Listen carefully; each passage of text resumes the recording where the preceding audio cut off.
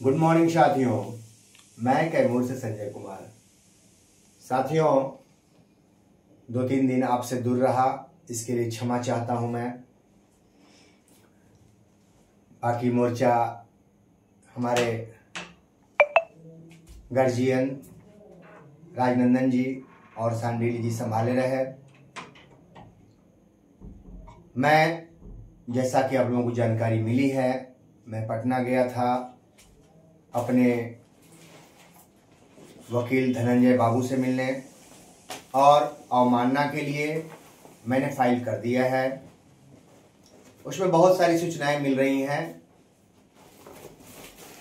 उन सूचनाओं को ओपन करना ठीक नहीं है, लेकिन सरकार परेशान है, ये सारी खबरें मेरे पास हैं। आप धैर्य रखिए, और जो धैर्य रखता है वही जीवन में सफल होता है। ये आप लोगों ने देखा। जो लोग धैर्य नहीं रखे वो आज विशिष्ट शिक्षक बन गए, लेकिन उसका परिणाम आप लोगों के सामने है। वो घबरा करके चले गए और उसके कई कारण हैं। उन कारणों पे हम दूसरे दिन चलेंगे।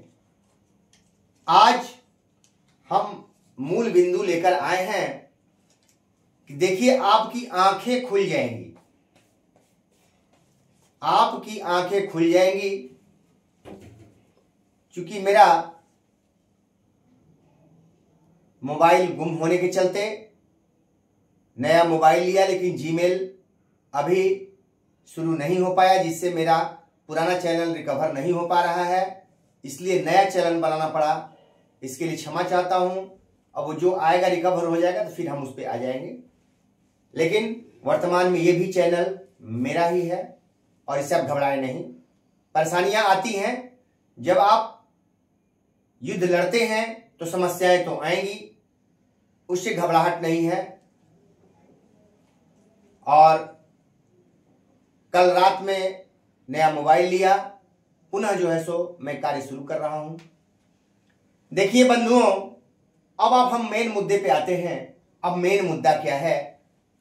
देखिए, ये 8वां वेतन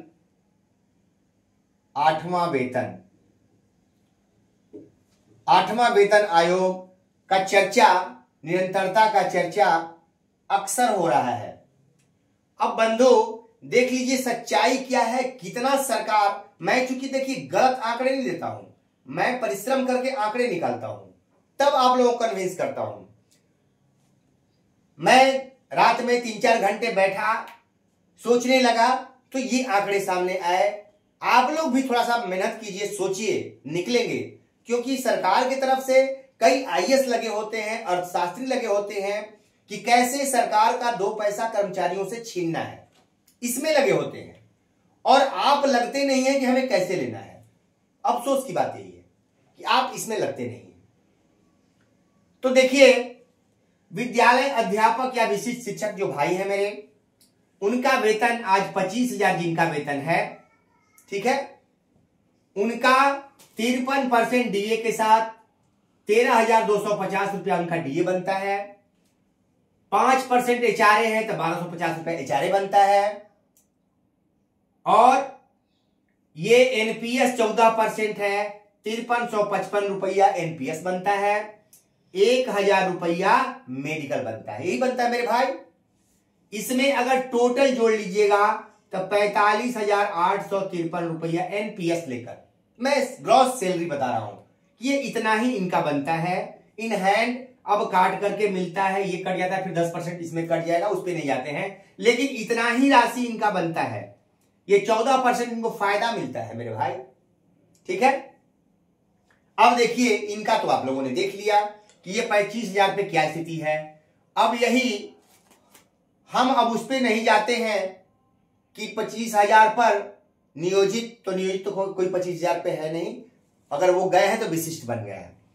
तो अब 8वें वेतन आयोग में भैया, जब इनको 8वां वेतन आयोग का लाभ अगर सरकार नहीं देती है, तो उस स्थिति में हम गुणे 2 से खाली मल्टीप्लाई करके चल रहे हैं। अभी सरकार में चर्चा 2.08 चल रहा है, लेकिन हम 2.2 से मल्टीप्लाई करके चल रहे हैं, इंटू 2। यानी 25 गुणे 2 बराबर 50,000 रुपया आपका मूल वेतन हो जाएगा। ठीक है, ये हो जाएगा मूल वेतन। ठीक है, समझ गए आप लोग। 25,000 गुणे 2 बराबर 50,000 रुपया मूल वेतन आपका हो जाएगा। ठीक है, आपका डीए 0 हो जाएगा, आपको डीए नहीं मिलेगा। जब भी वेतन आयोग लागू होता है तो डीए को 0 कर दिया जाता है। ठीक है, आपको डीए खत्म हो गया हमारा। अब मूल वेतन पर आपको 5% एचआरए मिलेगा, जो 2500 हो गया। देखिए ये 1250 था, तो चूंकि मूल वेतन 50,000 हो गया तो ये सीधे दूना हो जाएगा। बात समझ गए, मूल वेतन दूना हुआ तो एचआरए भी दूना हो जाएगा। ठीक, अब आगे बढ़ते हैं। इनका 14% ये एनपीएस है, आपका ईपीएफ है 1800 रुपया। ठीक है, एनपीएस में फायदे में है भाई, लेकिन 1800 रुपया ये भी तो आपको मिलता है, वो तो मिलता रहेगा, इसमें कहीं दिक्कत नहीं है। मेडिकल 1000 इनका भी है, 1000 आपका भी है। अब दोनों को कीजिए कैलकुलेशन मेरे भाई, तो आपका टोटल जोड़ दीजिए तो 55,300 रुपए हो जाता है। और यहां कितना हुआ भाई एनपीएस, जो हल्ला आप लोग एनपीएस एनपीएस एनपीएस कर रहे हैं, उस एनपीएस को लेकर आपका 45,853 रुपया होता है और 8वें वेतन में 55,300 रुपये होता है। बात समझ गए आप? अब समझिए बात को, यहां 9,447 रुपया आपका आगे भाग रहे हैं, आप नियोजित वाले भाग जाएंगे आगे, ये देख लिया जाए। उसके बाद अब एक उदाहरण हम यहां लेते हैं, तब लास्ट में बताएंगे हम। एक उदाहरण यहां लेते हैं 31,340, जो भाई 31,340 3, 5, 7 के लोग थे और वो विशिष्ट बन गए हैं, तो उनको कितना घटा क्या नफा हो रहा है ये देखा जाए। तो 31,340 भैया विशिष्ट में आप चले गए हैं, हम मान लेते हैं कि आपको 31,340 ही सरकार दे देती है, अभी इसका क्लियरेंस नहीं है, लेकिन उतने पर भी हम अगर मान लेते हैं तो भैया मेरे ये देखिए 31,340 और उसके बाद 53% डीए पर 16,610 हो जाएगा, 1,567 एचआरए हो जाएगा और एनपीएस आपका 6713 रुपया हो जाएगा। ठीक है, 1000 मेडिकल, टोटल 57,230 रुपया हो रहा है मेरे भाई। आप विशिष्ट बन गए हैं 31,340 वाले पुराने शिक्षक, तो 57,230 रुपया आपका बन रहा है। ठीक, अब देखिए, अब जब नियोजित हो गया 8वें वेतन आयोग में, मल्टीप्लाई होगा 2026 में, तो 62,680 रुपया होगा। ठीक है, अब आपका डीए 0 हो जाएगा, ये आप जान रहे हैं। अब 3,134 रुपया ये दूना हो जाएगा। ठीक है, यहां जो 15,67 सीधे दूना हो जाएगा, ये ध्यान दीजिएगा। मूल वेतन पर ही सब कुछ टिका होता है, और मैं बार बार कह रहा हूं कि सरकार मूल वेतन के साथ खेल रही है, आपको अंदाजा नहीं है, मैं 3 महीने से चिल्ला रहा हूं। अब देखिए भाइयों, ईपीएफ 1800 है, ये 1800 आपको मिलना है। उसके बाद 1000 मेडिकल, अब टोटल जोड़िएगा भैया तो 68,614 रुपया, और विशिष्ट भाई बीपीएससी भाई का बना 57,230 रुपया। ये अंतर हो गया 11,384 रुपए का अंतर भैया, नियोजित को इतना अधिक मिलेगा। अब है 2 आंकड़े आपने देख लिया, 25,000 पर और 31,340 पर, यहां पे 9,447 रुपया और 11,384 यहां अंतर हो गया, नियोजित आगे है। अब अगला कड़ी हम आते हैं प्रमोशन। प्रमोशन पे आते हैं भैया, प्रमोशन कोई सरकार कुछ दिन टाल सकती है। जैसा कि हमको एक भाई ने खबर दिया मुजफ्फरपुर के कि ब्रजवासी जी का केस खुला था, उसमें सरकार ने ऐसा लगा दिया है। भैया इस बात की पुष्टि में नहीं करता, उनके द्वारा कहा गया, और हम उसको पता कर रहे हैं कि अब नियोजित बचे ही नहीं है, सारे विशिष्ट बन गए हैं, सरकार ने ऐसा कोर्ट में कहा है। अब सोचिए, झूठ की साजिश, तब घबराइए नहीं, इसीलिए कर रहा हूं कि सरकार जबरदस्त साजिश चल रहा है, इससे घबराना नहीं है आपको। वो झूठ पे झूठ गुमराह करे, लेकिन अंत में हम लोगों का विजय होगा। ये भैया ये प्रमोशन भी तो आपको मिलना है, कोई रोकेगा नहीं माइका लाल, लेट होगा लेकिन देर होता है, अंधेर नहीं होता है। प्रमोशन में आपका 3,000 रुपया प्लस कर जाएगा, लगभग, पूरा नहीं बता रहा हूं, लगभग 3,000 रुपया प्लस करेगा। तो ये भैया 3000 का यहां भी तो मल्टीप्लाई हो जाएगा तो 6000 हो जाएगा। तो 6000 जब इसमें जोड़िएगा तो 68,680 रुपया हो जाएगा। और DA 0 है, आपको मैं बता दिया हूं। यहां 3434 रुपया, ये भी 3434, चूंकि मूल बढ़ गया तो 3434 हो जाएगा। 1800 EPF, 1000 मेडिकल। यहां भैया 74,914 रुपया हो गया। अब समझिए 74,914, यहां पे हम आ गए। अब देखिए मेरे भाई, अब पुराने भी लोग हैं विशिष्ट में जो चले गए हैं, उनका 57,230 बन रहा है। और प्रमोशन के बाद, चूंकि इनको प्रमोशन नहीं मिलना है आज के डेट में, यही खबर है। ये सर देखिए 17,668 रुपया का अंतर आ गया कि नहीं आ गया मेरे भाई? आंख खोल के देख लीजिएगा, आप लोग कैलकुलेशन कर लीजिएगा, कहीं शंका नहीं, मैं संख्या वाला काम नहीं करता।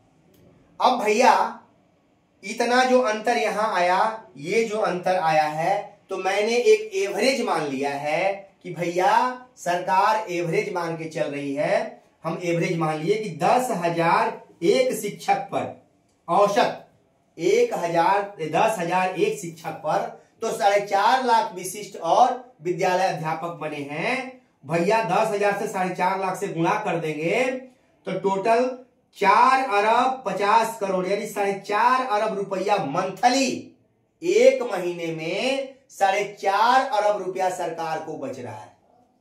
अब देखिए इस आंकड़े को भैया, और एक साल का 54 अरब रुपया सरकार को सीधे बच जाता है। ये है आंकड़ा मेरे भाई। सरकार इसी के लिए नियोजित से आपको विशिष्ट बनाई है, इसी बात का मैं जिक्र कर रहा था, आंकड़ा निकाला। और दूसरा चीज भैया, मॉल में आप जाते हैं, आप देखते हैं क्या होता है, वहां पे मॉल में 100 रुपया का सामान है, उस 100 रुपये का सामान का दाम कर दिया 150 रुपया, ठीक है, और 150 रुपया कर दिया, यहां मूल दाम कर दिया। अब कह दिया मॉल वाले ने, भैया आपका हम सामान पे 150 का सामान है और 25 रुपया छूट दे रहे हैं, 25 रुपया का छूट दे दिए भैया।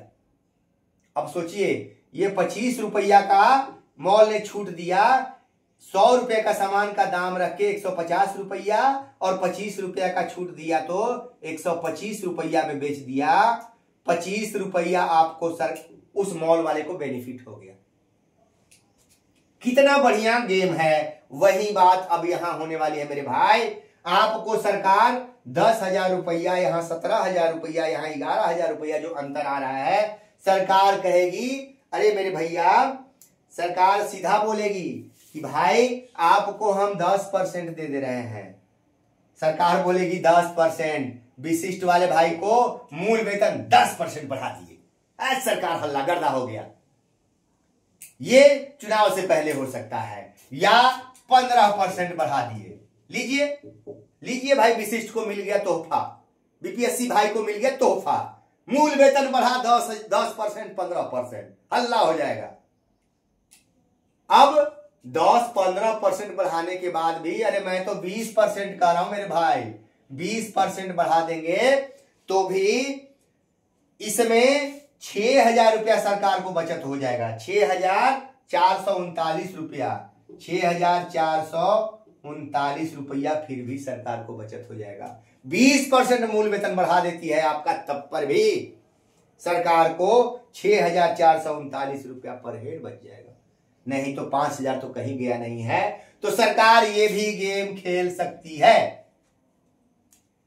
कहने का मतलब है कि आपको काटने के लिए अगर हमको जहां 10,000 देना पड़ रहा है मेरे भैया औसतन, हम 5,000 दे देते हैं तो क्या दिक्कत है? तब पर भी तो सरकार को 5,000 बचत हुआ ना मेरे भाई। तो ये जो 4.5 अरब है वो भैया 2.25 अरब होगा कि नहीं? ये जो 54 अरब है मेरे भाई, वो कितना हो जाएगा? 25-27 अरब बच जाएगा कि नहीं बच जाएगा? साल में 27 अरब बच जाएगा मेरे भाई। ये तोहफा देने के बाद भी। ये गुणा गणित है, अर्थशास्त्री बैठे हुए हैं, वहां बड़े बड़े IAS महोदय लोग बैठे हुए हैं, तब ये आंकड़े निकाल करके और नियोजित को विशिष्ट बनाया गया, विद्यालय अध्यापक बना रहा है सरकार। ये ध्यान दीजिए, ऐसे ही नहीं बनाया, नियोजित के पद को ऐसे ही नहीं खत्म किया गया है, 9300 का पद ऐसे ही नहीं खत्म किया गया है।